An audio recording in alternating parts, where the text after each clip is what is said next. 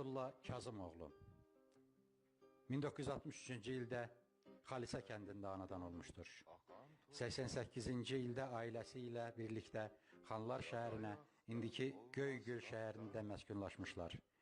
Qarabağda erməni quduzlarının hücumları zamanı, döyüşlərin şiddətli bir getdiyi zaman Rasim adlı qardaşının milli orduda xidmət etməsinə baxmayaraq, o 93-cü ilin dekabr ayında öz xahişi ilə Xanlar rayon hərbi komissarlığı tərəfindən döyüş bölgəsinə göndərildi.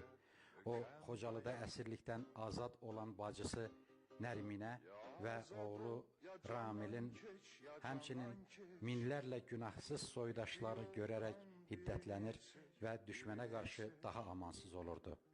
Ağdam rayonunda bəzi kəndlərin azad edilməsində aparılan döyüşlərdə onlarca düşməni məhv etmişdir. Döyüş yoldaşlarının danışdığına görə 27 aprel 93-cü ildə Ağdamın Güllücə kəndinə hücumları zamanı Fəthullah düşmənin Zil 131 markalı maşınında gələn hərbi əskərlərinə qumbara atmış və həmin maşın darmadağın olaraq düşmən məhv olmuşdur. 30 dekabr 93-cü ildə Güllücə kəndinin müdafiəsi zamanı qəhrəmancasına həlak olmuşdur. Oğlu Vüqar və Vüsal bugün də